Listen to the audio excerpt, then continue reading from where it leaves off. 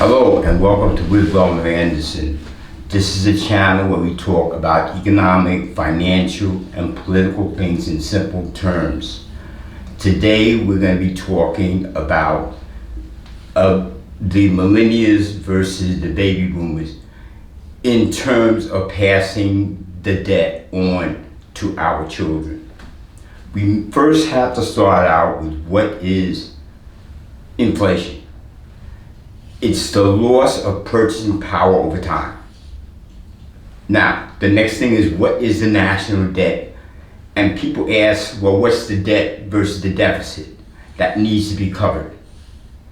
The national debt is the total number of dollars that the government owes over the years. Part of the national debt is something called the unfunded liabilities. It's not talked about often. Unfunded liabilities are programs like the Social Security program, the Medicaid program, programs that have been committed to people but not yet funded. So we know what the debt is. The deficit is a little different.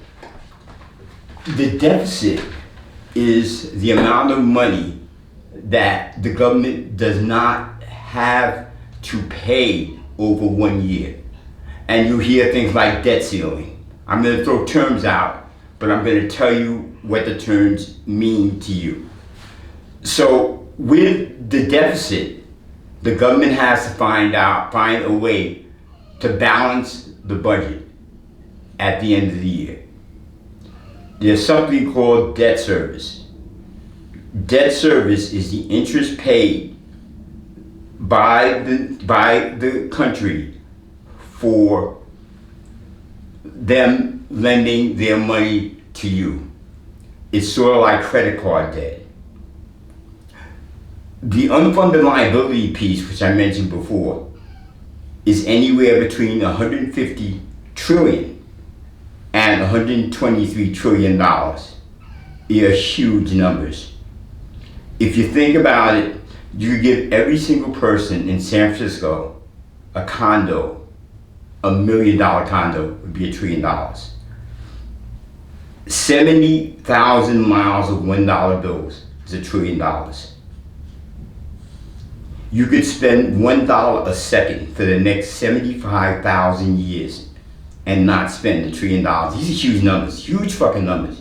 Okay, if you spent $10 a day since Jesus Christ walked this earth, you'd still have money left over.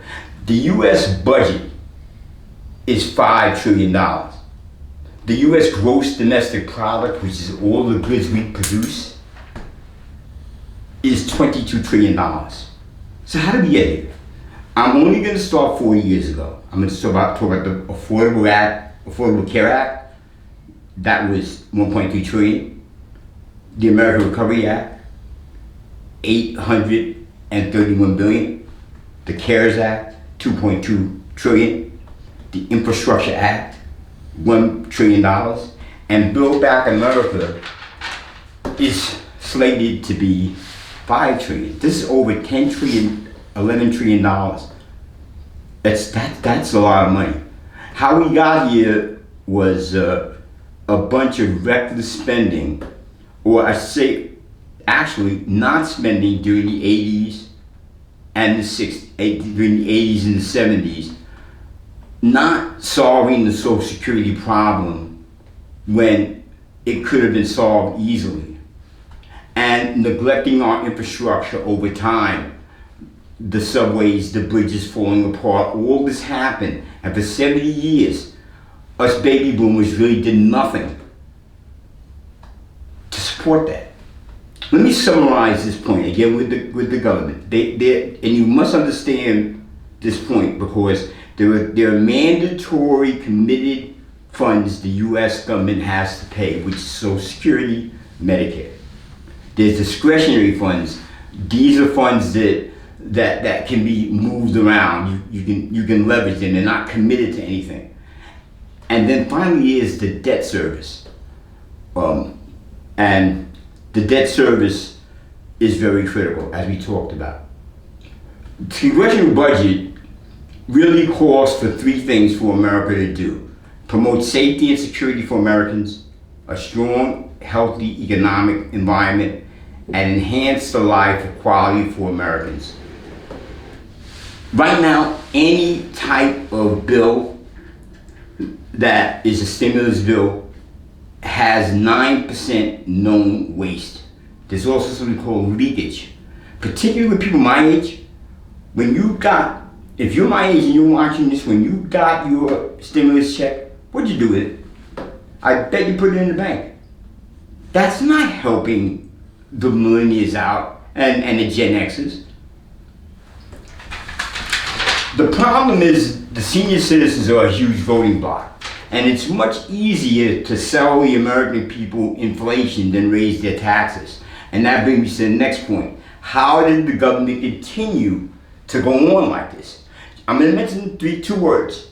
And you don't have to know what they mean, but when you hear them, it means printing money. Most of the time. The federal open markets process and the quantitative easing process. When you hear that, most of the time it means that money is going to be printed. Besides printing money, as I said, the other option is to raise taxes. Nobody wants taxes raised. The debt service is climbing very rapidly. As I said, we knew in the 70s, we knew in the 80s that we had these problems and we just passed them on down the line. 70 years of neglecting of our infrastructure, not dealing with Social Security, Medicaid, and Medicare. Tremendous things that we didn't even consider.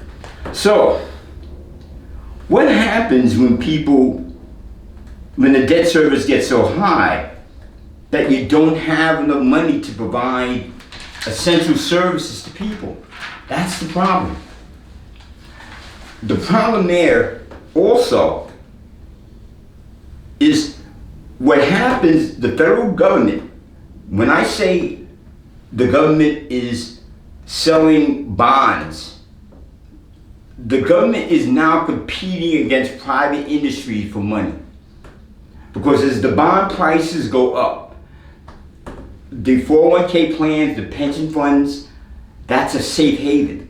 If they can get 6% in U.S. bonds, which is a safe haven, they're going to take their money out of the stock market and put it into bonds. That's what that happens to do is it reduces the money that your company, that American companies have to spend in research and development, and also delivers less money to your pension plans and your 401k plans.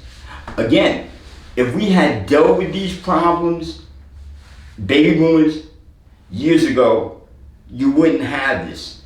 Remember, the millennials and the the millennials and the Gen Xers have an incredible amount of student debt, incredible amount